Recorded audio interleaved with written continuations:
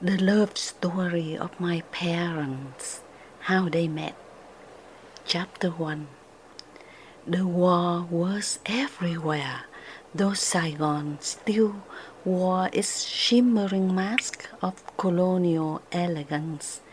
The French walked the boulevards in tailor suits and straw hats, while rickshaws clattered across Rue Catinat under the golden sun. The perfume of bougainvillea drifted from balconies. Street vendors called out, "I ăn chè không?" The city carried the faint melancholy of a place caught between two centuries, the East and the West, the old and the new, the peaceful rhythm of daily life and the distant rumble of war swallowing the nation. It was during this fragile in-between time in 1944 that she first saw him, my mother, in Saigon. My mother, born in Bến Lức, grew up among rice fields and gentle lawn of riverboats. Her childhood was simple, mornings scented with wet earth, afternoons echoing with the creak of water wheels, evenings spent reading by light of an oil lamp. Her father passed away when she was only an infant. Her mother remarried to a respected man, one of the high-ranking philosophers of the Confucius religion, moved to Saigon and left her 5-year-old daughter behind to live with aunts and uncles in Bến Lức. When my mother became a young woman, she carried not only the countryside grace of Bến Lức, but also a hunger for knowledge. To her, books were more than just paper and ink. They were ways of breathing in new worlds, of preserving dignity while the world outside tore itself apart. Dreaming of a safer and better future, she left Bến Lức for Saigon. With her mother's help, she found work at a small printing company and later in the modest bookstore near the Central Market. The bookstore was quiet, tucked between a tailor shop and a tea house. Its windows displayed stacks of novels and poetry, both French and Vietnamese. She worked there in the afternoons after helping her mother with housework. Her long black hair tied neatly, her eyes lower with respectful smile whenever a customer entered. My father from Vũng Tàu. One late summer afternoon, the bookstore door opened with a soft ring of a bell. She looked up, and there he was.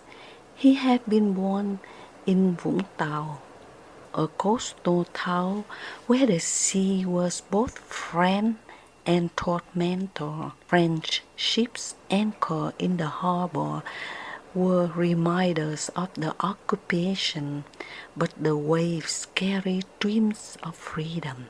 His father, a wealthy and educated man, worked as the postmaster general in Vũng Tàu for the post office. His mother, a graceful woman, stayed home to care for her children until her untimely death when he was only 10. His father remarried, leaving him and his 3 siblings, 2 brothers and 1 sister, to grow strong without a mother's care. He believed deeply in learning, in words, in ideas that could outlive guns and battles.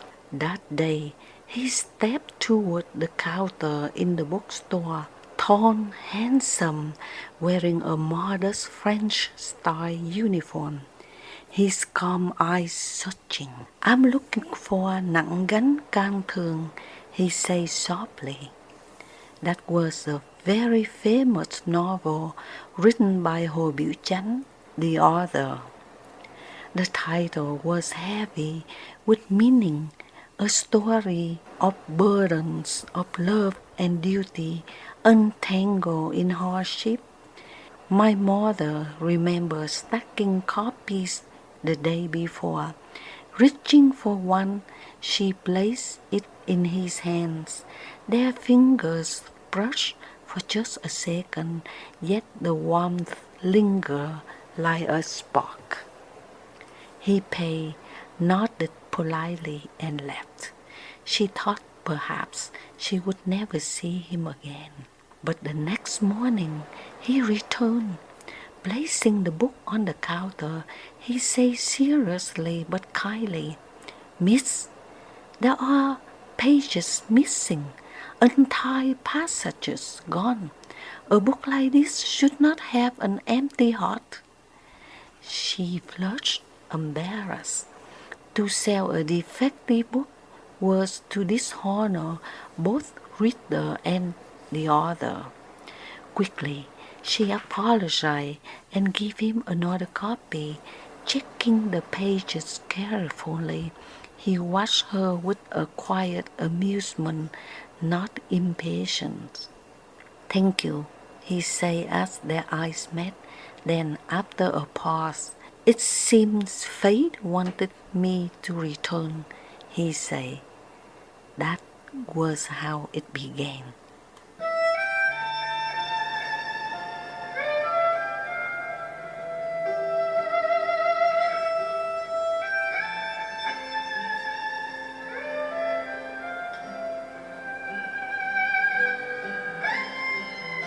The courtship among books. In the days that followed, he returned often, not always for books.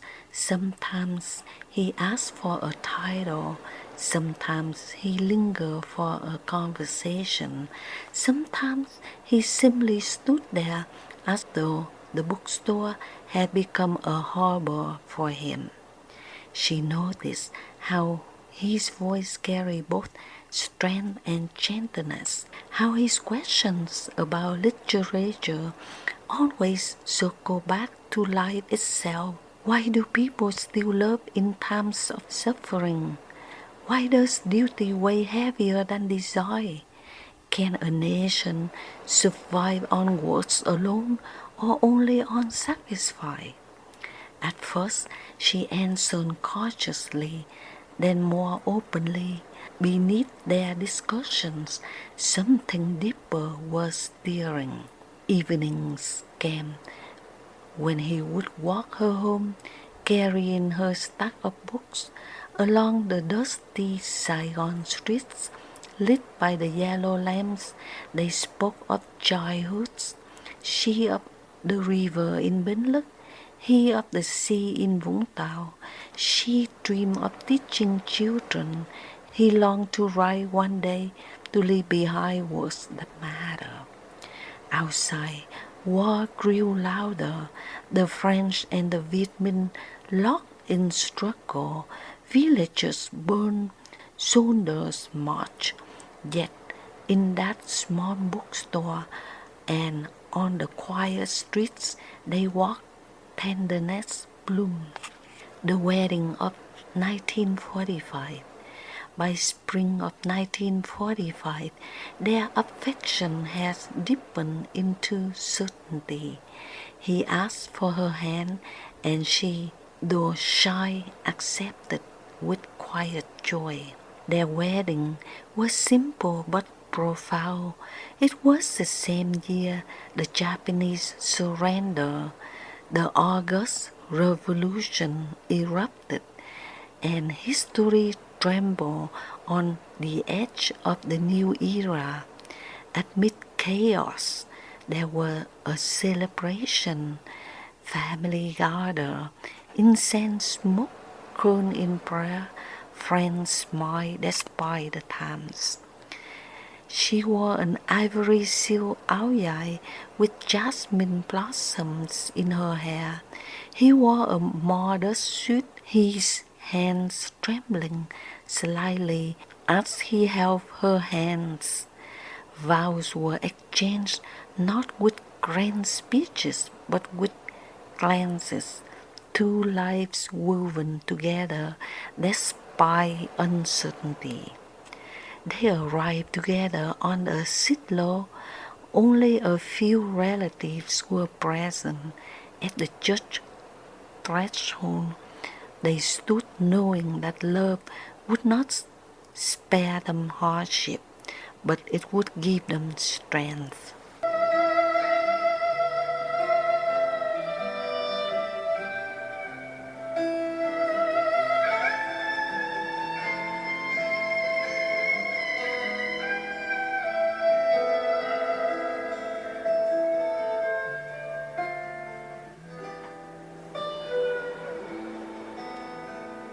The first year together, later that same year, their first child was born, a son named Nguyễn Văn Nhàn. Middle name took after my father, Văn. Nhàn meant peace within. To cradle a newborn while the world shook was both terrifying and miraculous. She sang lullabies at night while he paced the floor, pride and worry heavy on his shoulders. The baby's cry mingled with distant gunfire, yet in their small home, love glowed like a fragile lamp against the storm. Saigon evenings. The early years of marriage were painted with contradictions.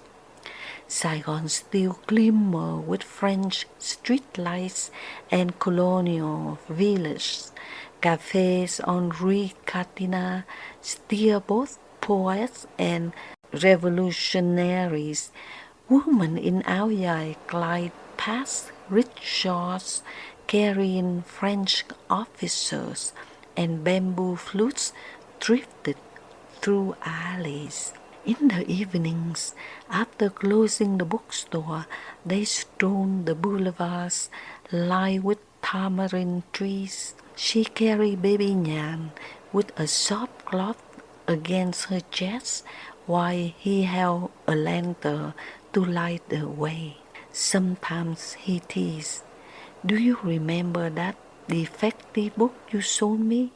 Without those missing pages, I might never have found you." She laughed, blushing. Then, perhaps, fate knew better than the publisher. They cherished these walks, brief escapes from war. Rumors filled the streets. Villages burned, patrols tightened.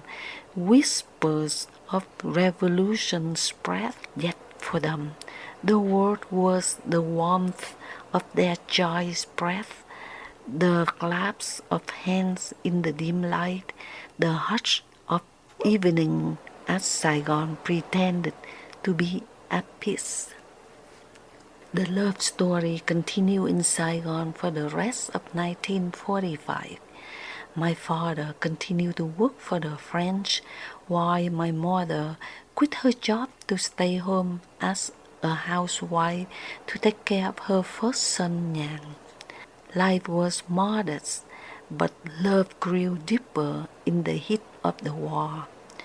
One evening, after the baby fell asleep, my father and my mother spent some time sipping tea and reflecting their memories together.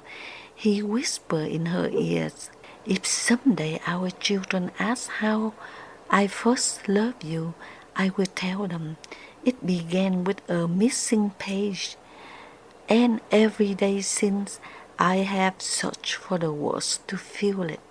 Her eyes shone with joy and fear. Fear because the world was unstable, because love in wartime felt fragile.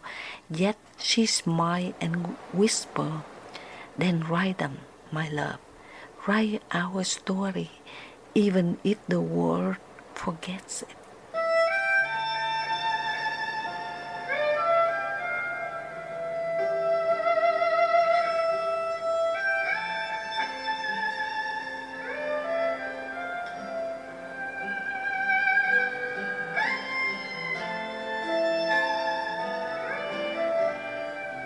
Life in Bến Lức, the birth of Thanh Tâm.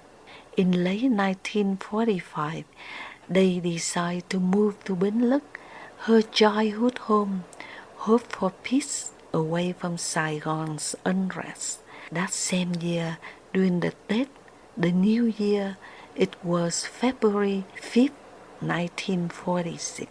Their second child was born, a daughter named Thanh Tâm. Tâm meant the center of the heart. My mother would later tell me how her labor came suddenly, triggered by shocking news. My father had been arrested by the Viet Minh.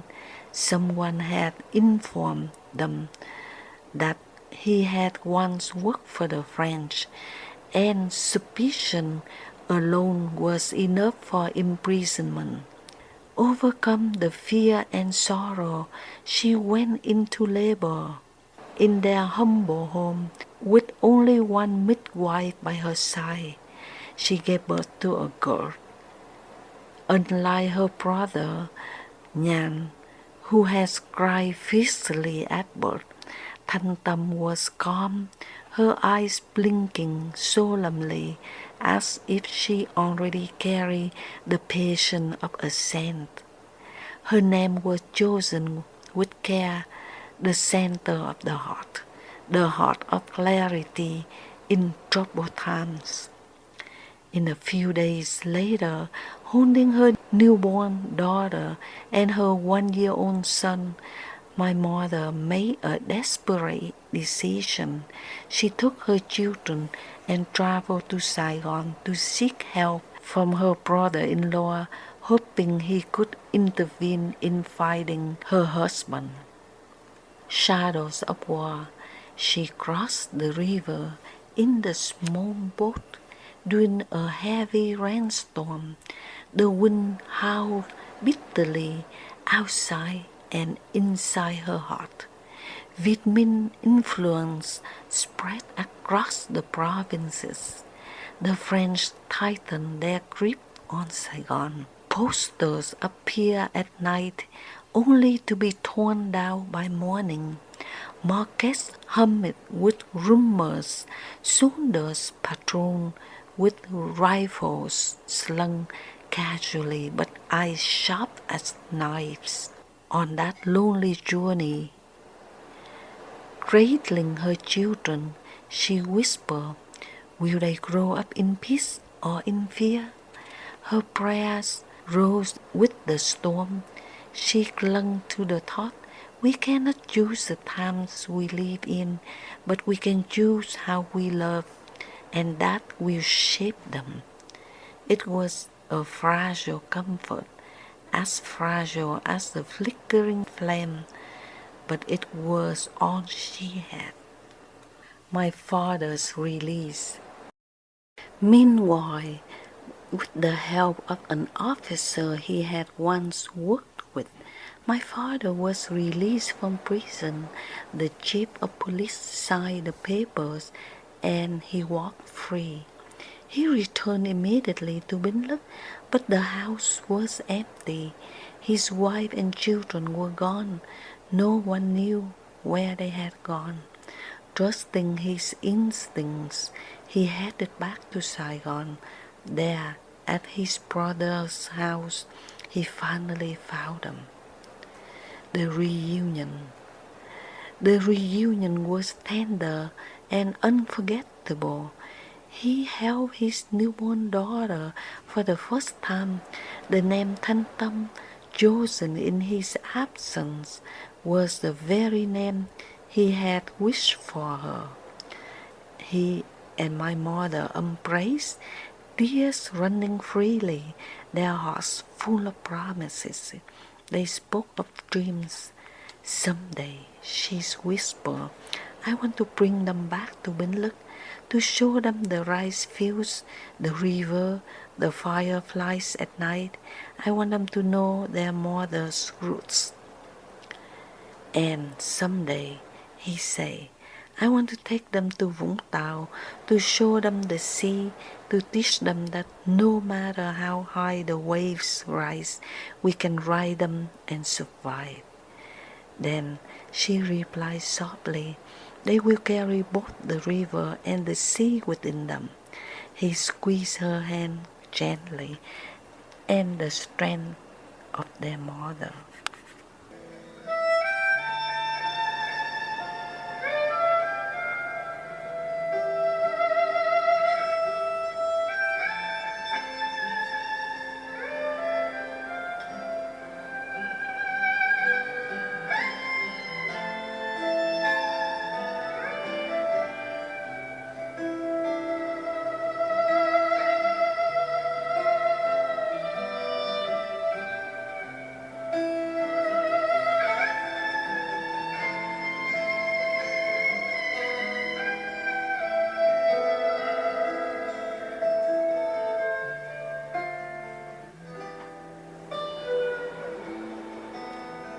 The love that grew, their love was not fiery like a storm, but steady like a tree rooted in kindness, watered by shared burdens, quietly growing despite the winds of war. He bought books when he could, she read them beside him. Together, by lamplight, they bent over pages of poetry, history, philosophy, always circle back to life itself. One night, as he read truyện Kiều, he said, Nguyễn Du wrote, chữ tâm kia mới bằng 3 chữ tài. The word heart is worth 3 times the word talent. That is true lesson we must give our children. She smiled softly. Then we have already given them that lesson by loving them and each other. The gathering storm. In 1948, their third child was born, Nguyễn Thanh Liêm, a baby boy. The name carries its meaning dignity or righteousness. Even as a newborn, he seemed alert and intelligent. His wide open eyes, red lips, and fair skin making him appear wise beyond his days. By then, Saigon's illusions were fading. The French presence was still strong, but the Viet Minh grew bolder. War pressed against the city itself. Explosions sometimes shook the nights. Newspapers reported assassinations and uprisings. She kept her children close, teaching them songs to drown their fears. He grew solemn, watching the streets with weary eyes.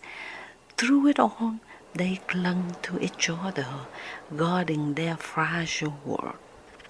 In October 1949, their fourth child was born, a daughter, Thanh Vân, meaning blue cloud or scholarly voice. One evening, after the children had fallen asleep, he looked at her and said, No matter who wins this war, promise me we will not lose ourselves. She placed her hand over his. As long as we remember this, the books, the laughter, even the missing pages, we will never lose ourselves. The candle in the dark. As 1950s approached, the French grip weakened and the Viet Minh's determination grew. The climax at Điện Biên Phủ was still years away, but they already sensed the turning tide.